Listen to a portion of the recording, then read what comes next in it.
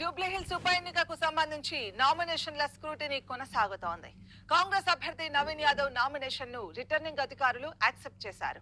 మొత్తం 3 సెట్ల నామినేషన్లు దాఖలు చేయగా 3ంటిని ఆమోదించారు. నవీన్ యాదవ్ ఉన్నారు. నామినేషన్ పర్ఫెక్ట్ గానే ఉంది. నేను ఇమీడియట్ రిప్లై ఇచ్చి దాన్ని క్లోజ్ చేసి నామినేషన్ యాక్సెప్ట్ అయిపోయింది. 3 సెట్లు వేసిన 3 సెట్లు కూడా యాక్సెప్ట్ అయిపోయింది.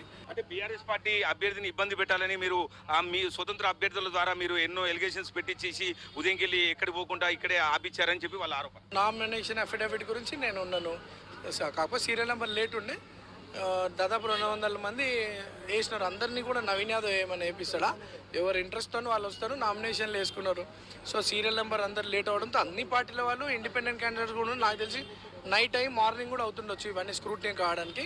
నేను ఎవరి మీద అబ్జెక్షన్స్గా ఎవరిని ఇబ్బంది పెట్టాలనే ఆలోచన మాకు లేదు. ఇప్పుడు సోషల్ మీడియాలో బీఆర్ఎస్ పార్టీ అభ్యర్థికి సంబంధించి తిరుగుతూ ఉంది, అదంతా కూడా కాంగ్రెస్ పార్టీ వాళ్ళే చేయిస్తున్నారని మా ఆరోపణ. వాళ్ళ ఫ్యామిలీ ఇష్యూస్ ఏమైనా ఉంటూ ఉండొచ్చు, మాకేం సంబంధం, అవి కాంగ్రెస్ పార్టీకి ఏం సంబంధం? అవన్నీ ఫాల్స్ ఎలిగేషన్స్. వాళ్ళు ఎలక్షన్ వచ్చి పోటీ చేయమనాలి, కానీ అవన్నీ మాకు సంబంధం లేని విషయాలు. ఊరికే బ్యాడ్ ప్రొపగండా చేస్తున్నారు. ఇన్ఫ్యాక్ట్ వాళ్ళే ఫేక్ న్యూసెస్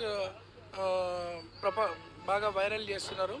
నేనేదో మైనార్టీలని ఏదో అన్నట్టు ఫేక్గా అన్నీ అట్లా చేస్తున్నారు. దాని మీద మేము లీగల్ యాక్షన్ కూడా కంప్లైంట్స్ ఇచ్చి ఎఫ్ఐఆర్ కూడా బుక్ చేయించినాం. ఎవరైతే ఆ ఫేక్ న్యూసెస్ని స్ప్రెడ్ చేస్తున్నారో వాళ్ళని ఐడెంటిఫై చేయాలని చెప్పి మేము కంప్లైంట్ చేయడం కూడా జరిగింది. అది బీఆర్ఎస్ పని, సోషల్ మీడియాలో బ్యాడ్ ప్రొపగండా చేసుకోవడం. కాంగ్రెస్కి అవసరం లేదు. కాంగ్రెస్ అభివృద్ధి లక్ష్యంగా పబ్లిక్లోకి వెళ్తుంది. అంటే కాదు, జూబ్లీహిల్స్ ఉప ఎన్నికలకు సంబంధించి కాంగ్రెస్ పార్టీ అభ్యర్థిగా మీ నామినేషన్ రిజెక్ట్ చేయించే విషయంలో బీఆర్ఎస్ పార్టీ వాళ్ళ నామినేషన్ రిజెక్ట్ చేయించే విషయంలో మీరు పోటాపోటీగా పడ్డట్టు తెలుస్తుంది ఏంటి? నేను ఎవరి మీద అబ్జెక్షన్స్ పెట్టలేదు, నాకు అవసరం లేదు కూడా. ఫీల్డ్లో పోటీకి చూసుకుంటాం అనుకుంటాం. నేనైతే ఎవరి మీద అబ్జెక్షన్ పెట్టలేదు. వేరే ఎవరో పెట్టినారు వాళ్ళ మీద అబ్జెక్షన్, ఏదో ప్రాపర్టీస్ చూపించలేదని చెప్పి బాగానే ఆర్గ్యుమెంట్స్ అని. బట్ వాళ్ళు ఏమైనా లీగల్గా చూసుకుంటారేమో. బట్ నేను మాత్రం ఎవరి మీద పెట్టలేదు. ఫైనల్గా ఎవరి మధ్య పోటీ ఉంటుంది?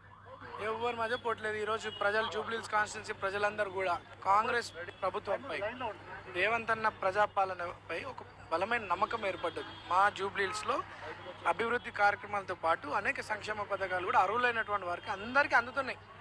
ఈరోజు జనాలు హ్యాపీగా ఉన్నారు. అధికారంలో కాంగ్రెస్ ఉంది. నవీన్ యాదవ్ స్థానికుడు, మన కష్టసుఖాల్లో నిలబడేటోడని ఒక నమ్మకం ఉంది. రేవంత్ అన్న పరిపాలనపై నమ్మకం ఉంది.